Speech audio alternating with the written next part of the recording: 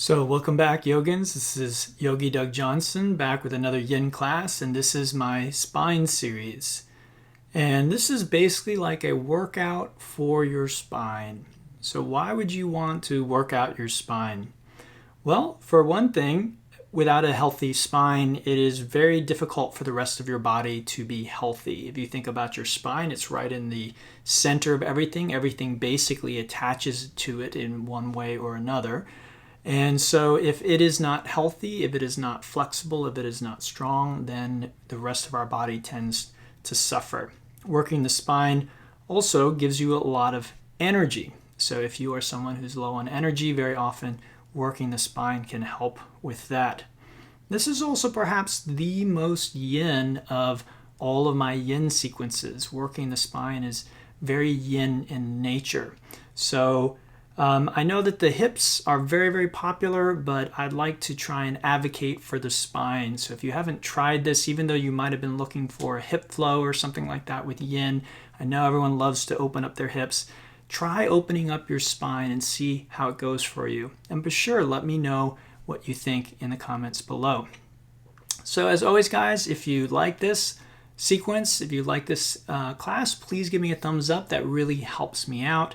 And if you enjoy this kind of content, yoga nidra, kirtan, please subscribe to the channel. And if you have any questions, leave them in the comments below. Thanks again. Namaste. So we're going to start with a butterfly pose. We join the soles of the feet together and then push the feet out, because the further the feet go from our body, the more influence there is on the back. And then we just relax forward and down like this, just letting the back round.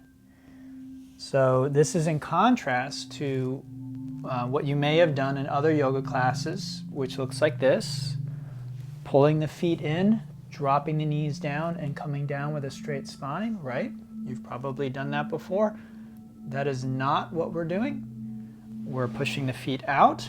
We don't care if the knees drop or not. And then we're rounding our back.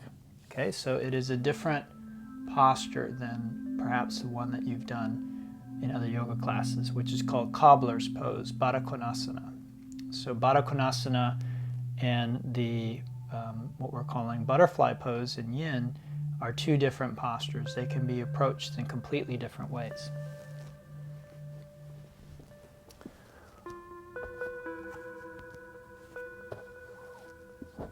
Let's speak a bit about props here.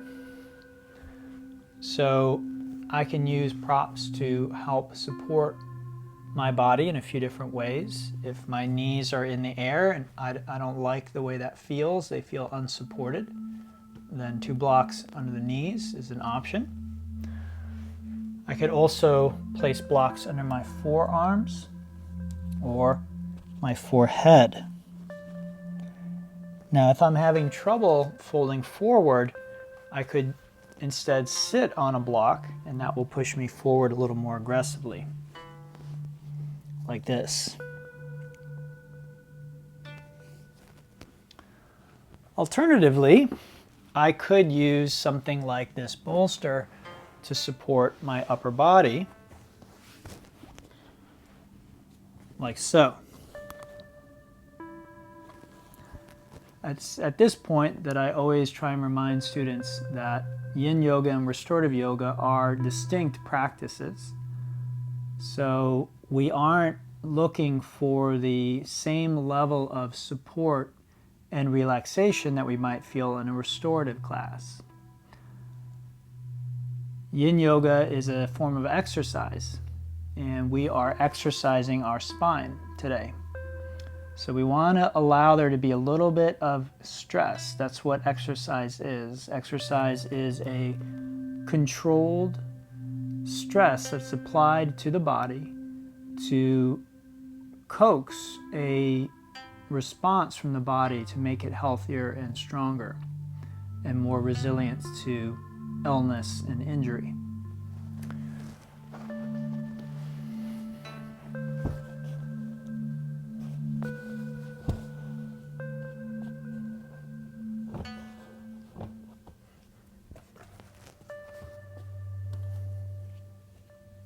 Today we're holding the postures for a full 5 minutes. We're already 3 minutes through this first pose. So we're going to be here for another 2 minutes, and during that time, just let your body continue to relax. As always, you need to be certain that what you're asking your body to do right now is within the range of what you feel is safe for your body to do. Okay? So if for whatever reason this feels dangerous or unsafe, then just come out of the pose and let me know, and I'll be happy to instruct you in how to fix that. If you're watching this class live, then you can leave me a comment. If you're watching this later, then you can leave a comment and I'll be happy to tell you so that next time you do the practice, you'll know what to do when we're doing this. Less than a minute left here.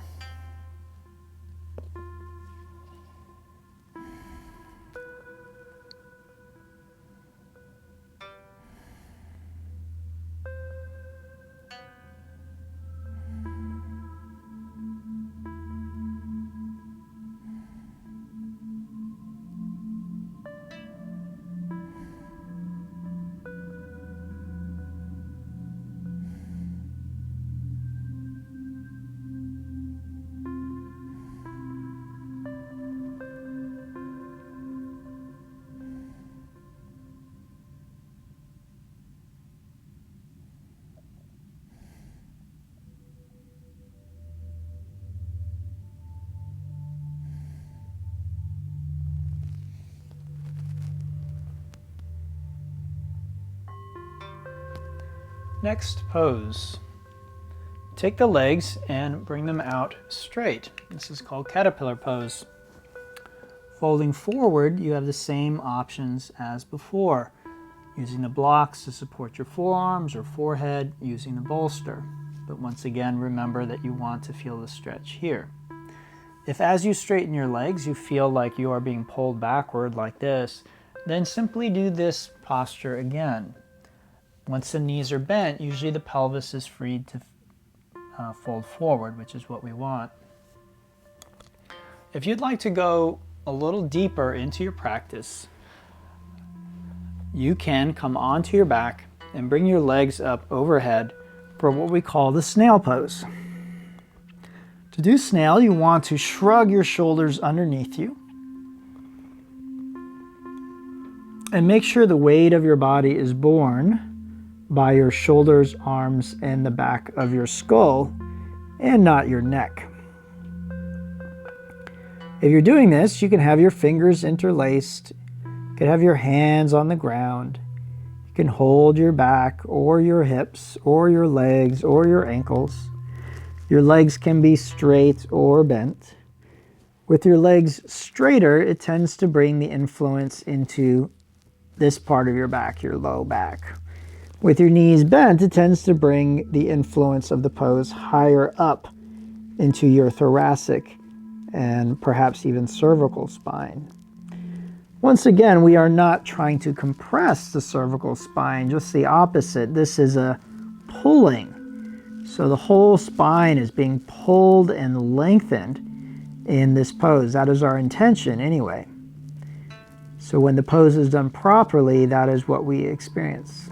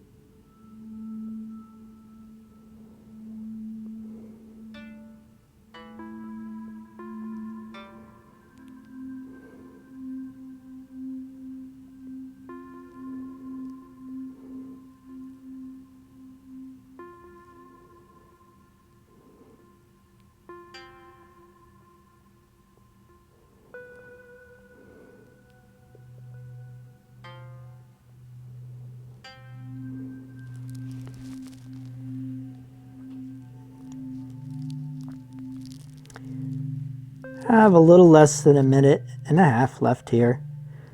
Again, after a couple minutes in a pose, it's never a bad idea to check in and see how you're feeling, what you're feeling.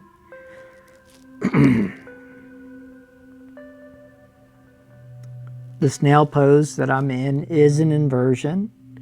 It's a yin version of what's called halasana or plow pose. And inversions have certain benefits. Anytime you have your heart above your head, there's certain benefits that intrinsically come with doing that. It also compresses your internal organs, which helps them to stay healthy and strong. However, none of those benefits are any good if we end up injuring our neck while doing that. So please keep that in mind.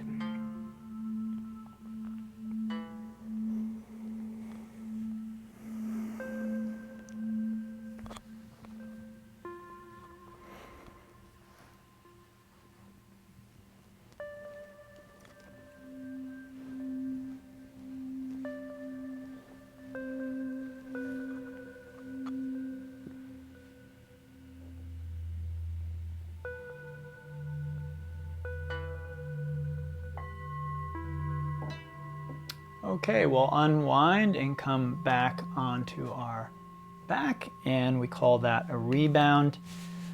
And it's just relaxing in stillness for a few moments.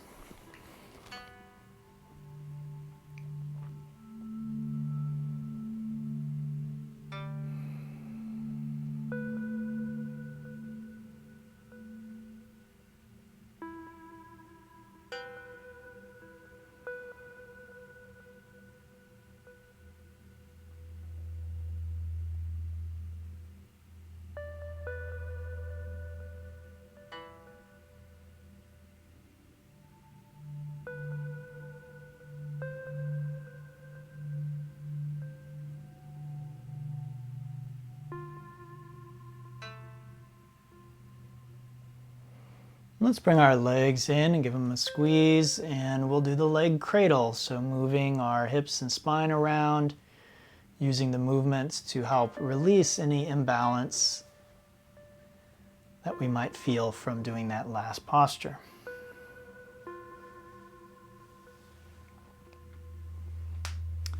Then before we continue, we will hinge down. So hands under hips, extend the legs toward the ceiling. Lift the head and neck, exhale, lower the legs toward the ground. And just before they touch, pause, inhale, and with your next exhale, return to your back. All right, banana pose is next. So we'll move our hips over to the the right edge of our mat. And then, reaching up, grab your right wrist with your left hand and take your left leg to the left. Cross your right ankle over your left ankle, and then move your head, neck, shoulders, and arms as far over to the left as you can. When banana pose is done properly, there should be a stretch in the right waist and maybe up into the ribs. Even though it's the spine that we are targeting, very often we won't feel the spine being worked. We will feel the muscles that surround the torso being stretched instead. And this is a perfect example of that. We are stretching our obliques and bringing our spine into what's called lateral flexion. This helps us to introduce flexibility into the oblique muscle group, and it also helps us to strengthen and create flexibility in the spine. Once again, we'll be here for the full 5 minutes. So make sure that this feels safe for your body.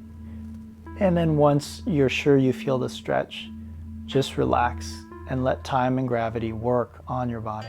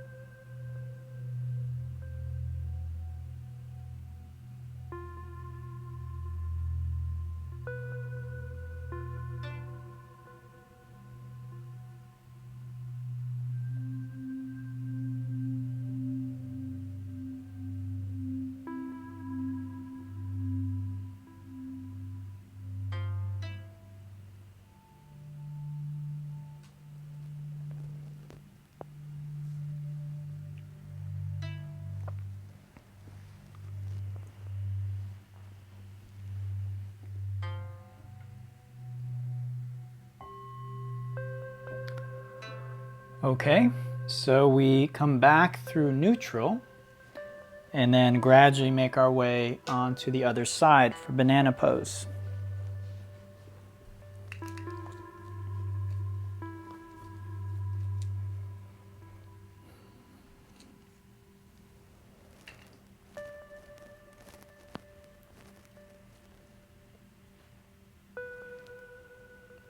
Once again, you know the pose is working properly when you feel the stretch in your left side, and this feels like it's within the range of what is safe for your body to do.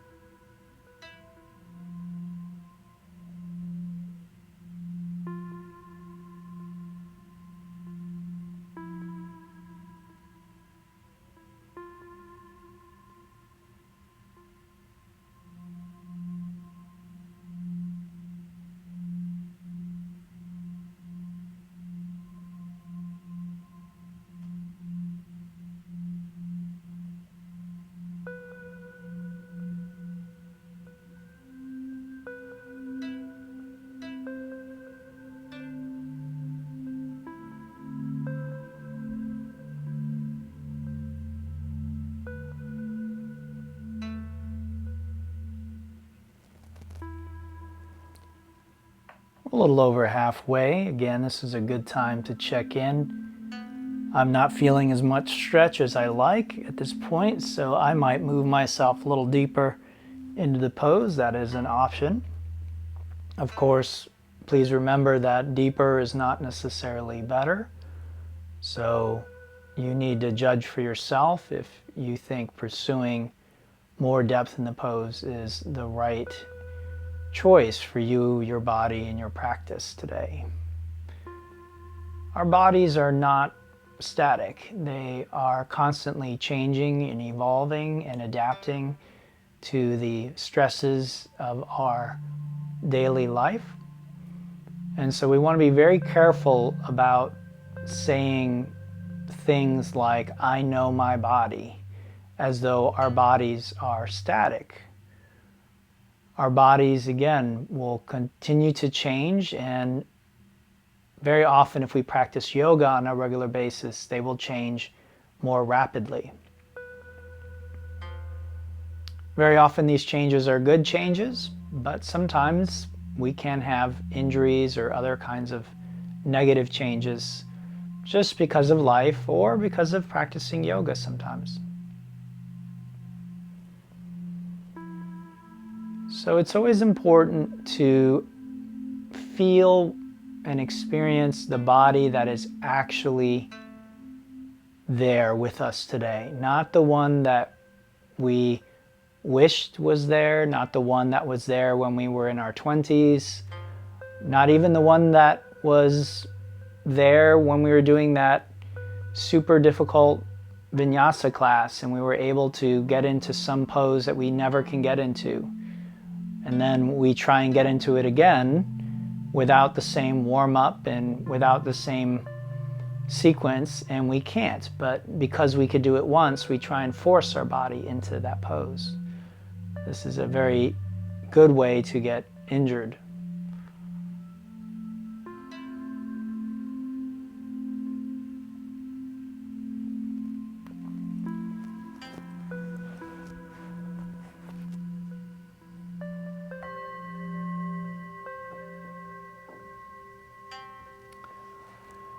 Again, we'll unwind onto our back and we will rebound.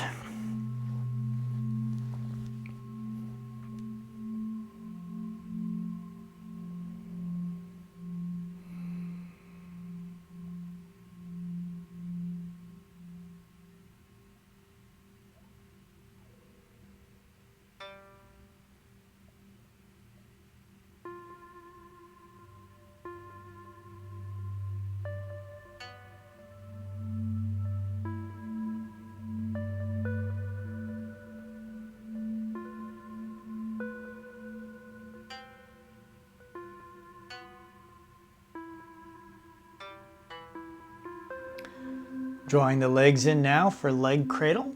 Again, using the legs to help counter stretch and release the tensions of that last pose, wherever we might feel them.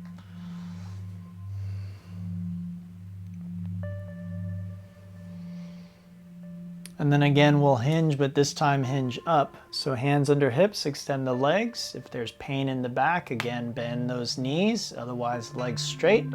Lift the head and neck, take a deep breath, exhale, lower the legs toward the ground. Inhale, pop them up, and exhale up to seated. Remember that the hinge not only brings us upright, but it also helps to stabilize the hips and the spine, which we are stressing in our yin practice. Let's come into the tabletop position for marauding bear. Moving the hips and the spine, shoulders, giving everything a good stretch. Getting some blood and lymph flow into all the different parts of our body. And then tucking those toes and coming into the downward dog.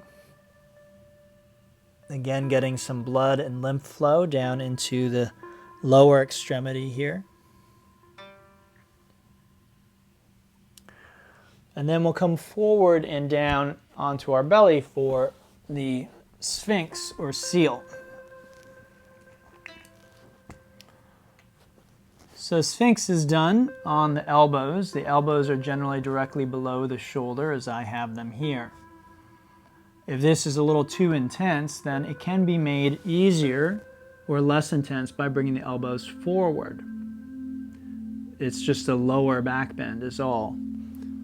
But if it feels okay in your back and it feels safe, then keep the elbows here.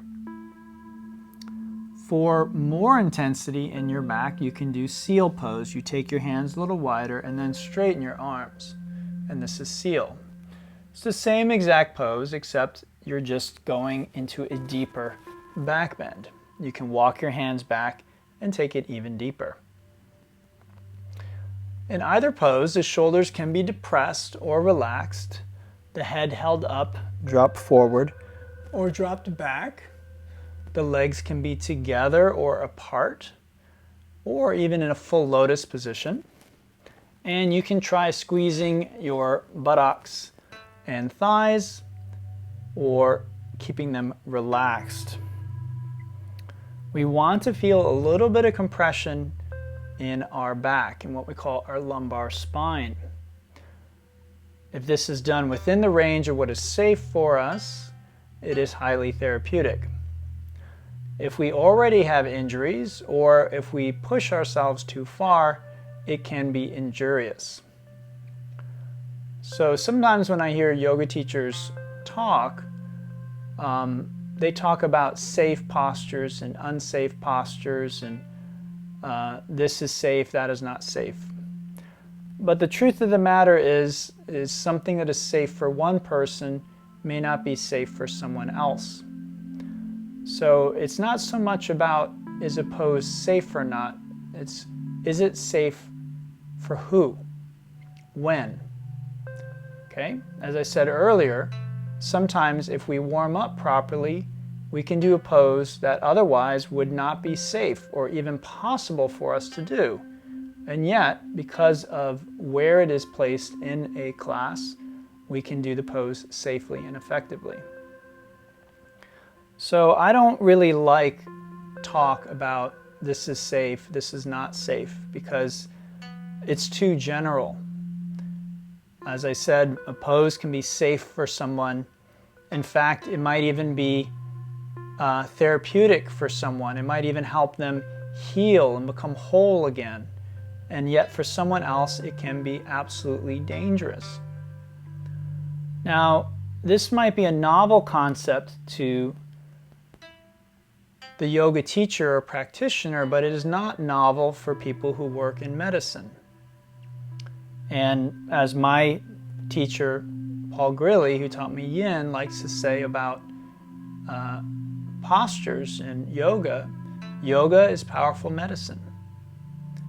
And so when we think about it that way, giving someone a drug that would be appropriate for someone to help them heal or cure themselves of a certain disease might be absolutely detrimental and could even kill someone else who doesn't have that disease and doesn't need that drug. It also might make them very sick, might have several side effects. So this is a good way to think about yoga and yoga postures and yoga variations. For me, pushing back into this variation today feels very nourishing. It feels absolutely appropriate. A few months ago, this would not have felt right in my body because I had a back injury that I was still nursing back to health. And this would have felt like way too much. At this stage and point, it feels like it's helping my back to recover more completely. So once again, if I had, while injured, said, I can't do this pose anymore, it's not safe, then I might actually miss out on helping to make my body more strong, more healthy, and to become whole again after the injury.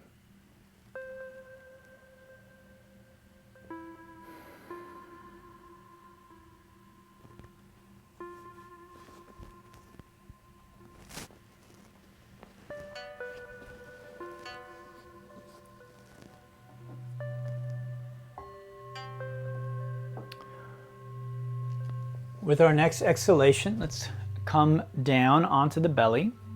Take a moment there, just let your back relax. And then when you're ready, press back into a kneeling position. And I will demonstrate our next posture, which is going to be the saddle pose.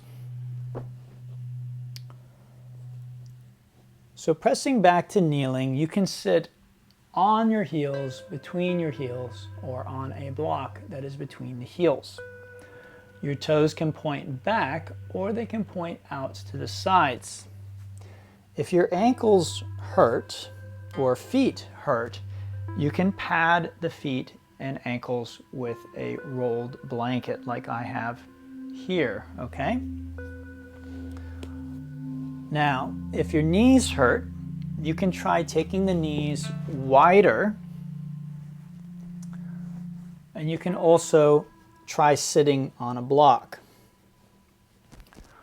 Once your knees and your ankles are relatively happy with what you're asking them to do, see if you feel a stretch at the front of your thighs, what are called the quadriceps. If you do, then you're going to stay right there. If you do not, then you can begin to lower back. First to your hands, then maybe the elbows, and perhaps onto a support like I have here today. I like to call this the yoga recliner or yoga lazy boy. Now, this is what some people need to do to be able to do this pose comfortably for the full 5 minutes. However, if you do not need the support, I recommend not using it because, again, we are actually trying to exercise our spine. Coming back further, you may begin to feel more influence in your back. If your knees come off the ground, this is fine as long as it feels safe for your body. You might find that you can come all the way back onto your back without any support. You could come to the crown of your head or all the way back like this. We want to feel this first in our thighs and then perhaps in our low back. The low back is actually what we're targeting. So whether we feel it in our thighs or not is inconsequential. It's really the back that we're trying to get to, what's called the SI joint, sacroiliac joint. This is an extremely therapeutic posture that my teacher, Paul Grilli, taught me. And it's one of my favorite yoga poses of all time. However, once again, if we approach this posture in the wrong way, with the wrong attitude, then we risk injuring ourselves, either our knees or our back. So we must approach a posture like this, which again could be thought of as a very powerful medicine, something that can be used to really heal us bodily, emotionally, and spiritually. We must approach it with care, with respect. When we try and rush into poses or push ourselves further than our body is ready to do, then we aren't respecting the posture. We aren't giving it the care that it really needs to give us its best. So I always recommend being very careful when practicing yoga, but not being fearful.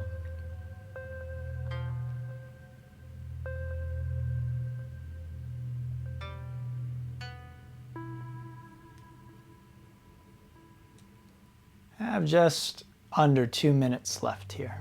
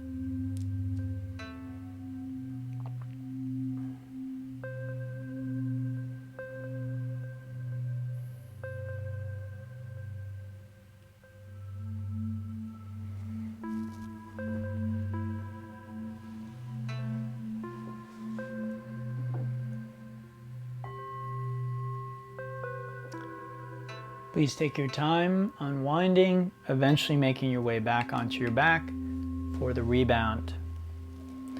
Remember, the more stillness and quiet during the rebound, generally the better.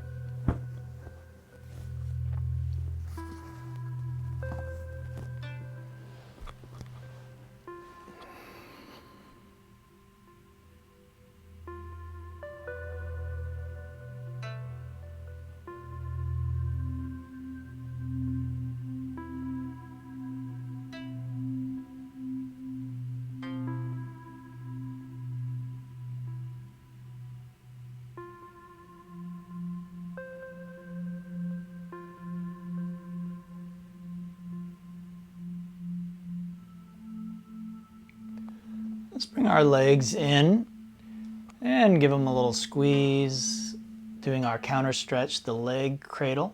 I definitely feel that posture in my back, and that's exactly what I want, is to temporarily feel a little bit of sensitivity, much in the way that I might feel sore or stiff if I went out and did a long run. So if I keep running, I build my strength and endurance, and if I keep doing Yin Yoga, I build up the strength and resiliency in the connective tissue. Okay, we'll finish with the twisted roots. So crossing the right knee over the left, we drop the knees to the left. The arms can be in any position, a T, Y, or W position, straight or bent. You can have the arms asymmetrical, so having one hand rest on the knees, the other arm out to the side. The legs can be higher up, closer to your abdomen, or pushed down further away from you. And your head can look to the left, to the right, or straight ahead.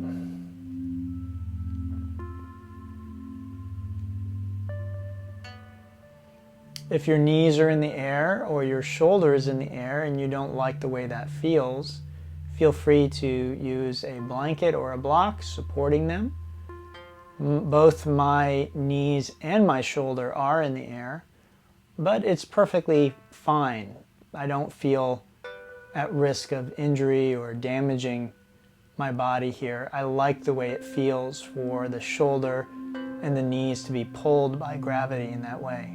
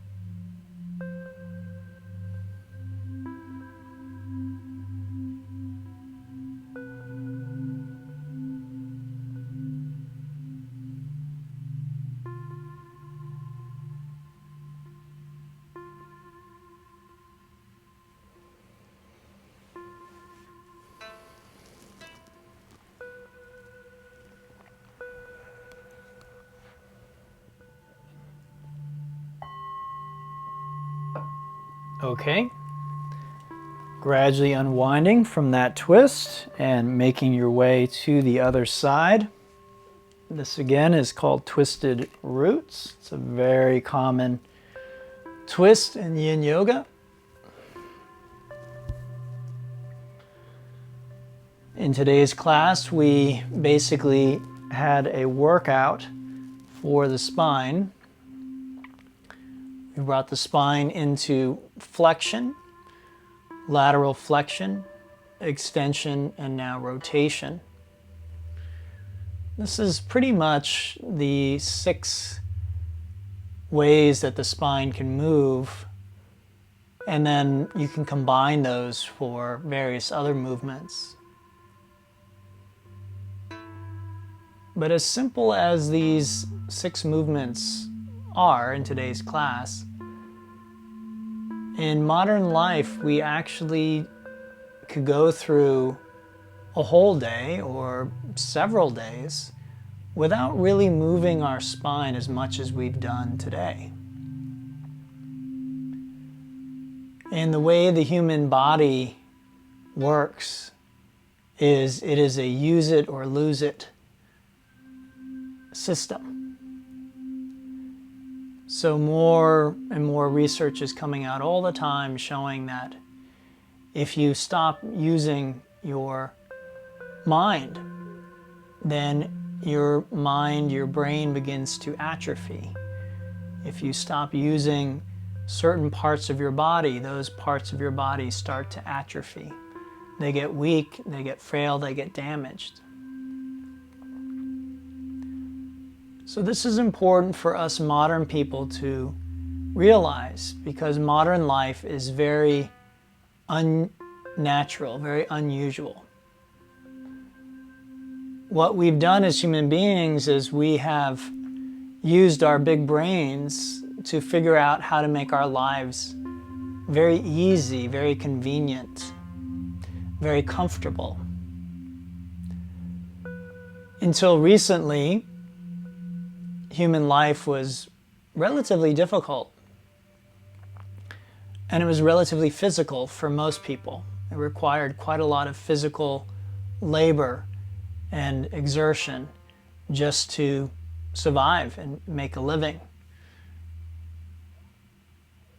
Over the last, 50, 100 years, 150 years or so, with the Industrial Revolution and then the information age that came after it, for people in the industrialized world like us, life has just become less and less physical, more and more mental. So much so that now, if we aren't careful, we can go several days, months, weeks, months, years even, without really vigorously using our physical body. Because our body is a use it or lose it proposition, we very often will find at some point that our body has become damaged or has become very weak and frail as a result of that. So, I teach 2 main forms of yoga. The Yin Yoga that we're doing now, which is mostly consists of stretching muscles and strengthening joints. And then Vinyasa Yoga, which consists primarily of strengthening muscles and also stretching muscles. It's not so much about the joints.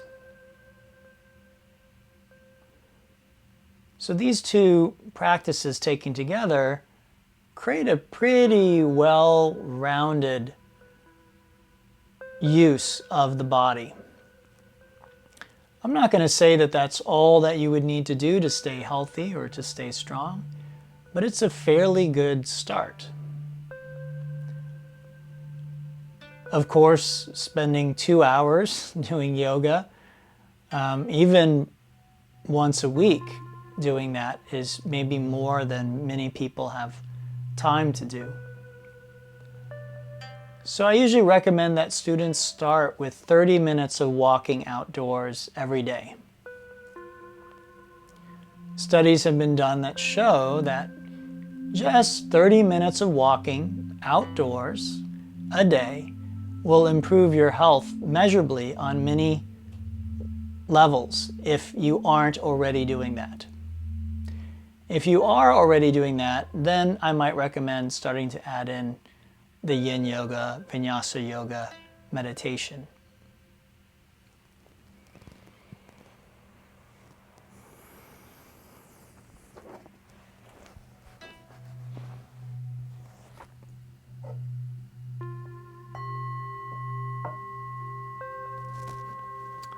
So take your time and unwind back onto your back and just relax. Again, we call that a rebound.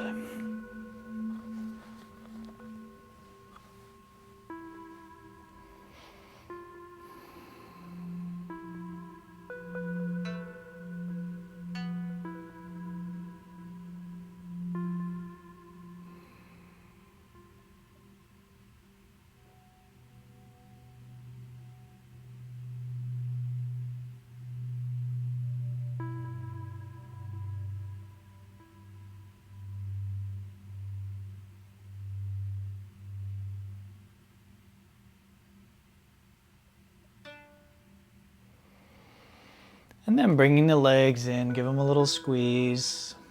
Again, moving is a good idea. Movement is a yang quality, stillness is a yin quality, and yin and yang balance one another.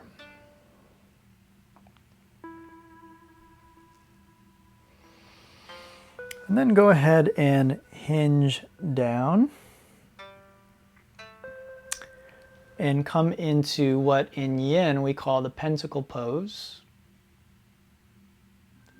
In traditional yoga, you might call it shavasana.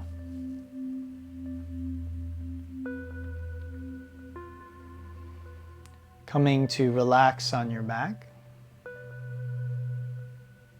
Okay, yogins, I hope you enjoyed that class. If you did, once again, please give me a like or thumbs up. That really helps me out. And if you have a question, leave that in the comments below. And of course, if you like this kind of material, please subscribe to the channel. Until next time, namaste and thank you.